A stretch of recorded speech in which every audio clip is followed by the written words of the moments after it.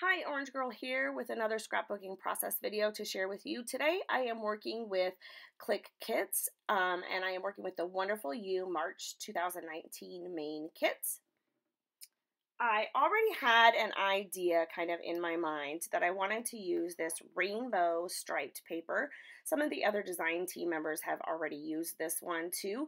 This is by Webster's Pages, but I wanted to use it in a traveler's notebook style. So what I'm doing is I am cutting this paper 8.25 by 8.5, and because my pages are 8.25 by 4.25 when I put them in the traveler's notebook that I use with two rings.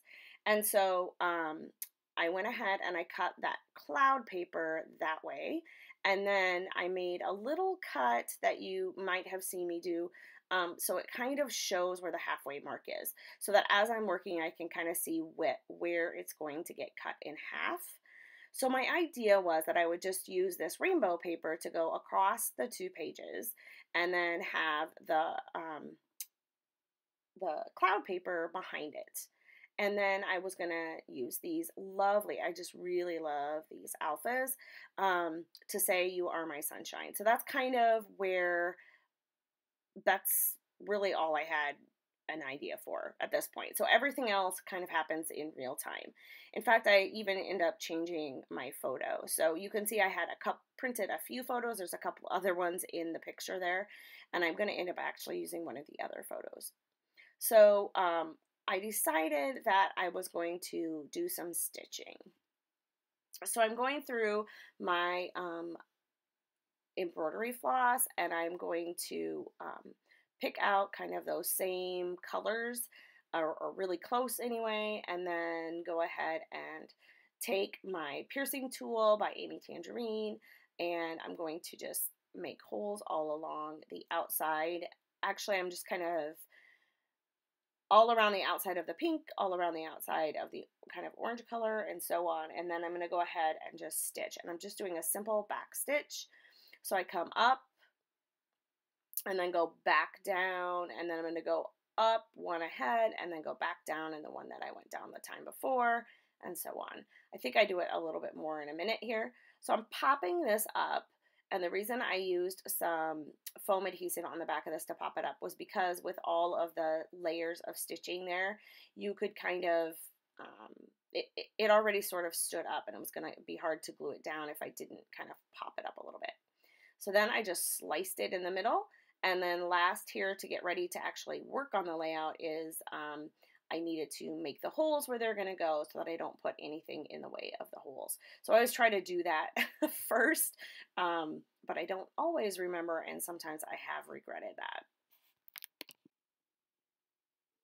So I'm just going to go ahead and add some tissue paper behind my photo. I don't want too much going on behind the photo. I've already got a lot happening with this big print, and then all the stitching and all of that, and I'm going to have a big title. And so I know I'm not going to need a lot of embellishments, and as you can see, I'm just kind of moving around all these letters.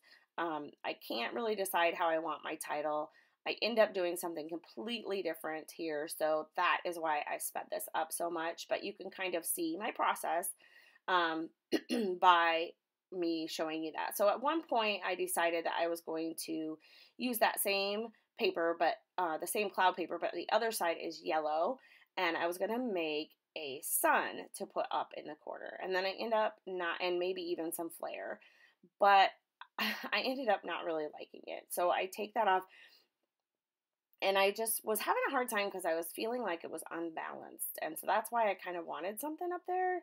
I'm not real good with white space, and so that's probably one of my faults. I don't know if it's a fault, but it's definitely not a strength. And so if there's space, I'm going to fill it. And so that area just felt like it needed something. So then I turn my title this way, and I decide that I like that a lot better. So I'm going to go ahead and keep my title, get rid of the sun, and then I decided to go ahead and do some more stitching around 3 of the clouds. And so I went ahead and poked holes, and now I'm just doing a simple back stitch. You I come up through the back and then go back down through the hole that you just came up through the last time. I don't know how else to explain it. Maybe I can do a tutorial sometime if somebody needs that.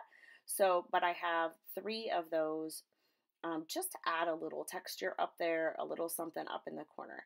And then I remembered that there were these great like confetti pieces that were the same silver color, and so I decided they would be the perfect little accent across and around the page, and it would help it not look super plain, like it would just add a little something, but not add too much and make it look too busy.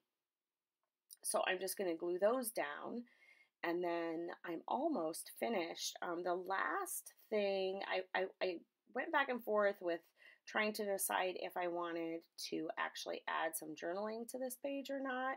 And I was thinking maybe I could do some journaling or journal strips or something like that in the cloud, the big cloud at the bottom. And then I decided if I journaled, it would take up too much of that space, and then the bottom might be too heavy. So I decided, since I had these great Pretty Little Studio phrase stickers, that I would use those. But first I got to add a little bit of pink thread. I felt like that side of the page needed something that was more of a warm color down over there, and so I decided to put some of that behind my photo on either side, both sides of the photo, and call that done. That makes me feel a little better to have that color there. And then I'm going to add, I don't remember if I do it on camera. Yeah, I do. I'm going to add 3 phrases. One says free spirit, one says happy go lucky, and the other says sunshine and happiness. So I felt like there were a lot of them to choose from, and I kind of went back and forth between several of them, but I felt like those fit the idea of this, her being my sunshine. And then I kind of put them on there kind of wonky and not straight, so that they're a little crooked, which makes it seem like it's moving to me or something. So, and I really like how this one turned out.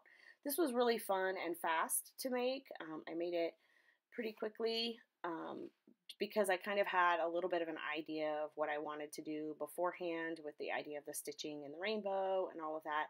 And when you're working with papers like this, and a kit especially, because everything matches, it's so much easier and everything comes together so much quicker, and I really like the way this turned out.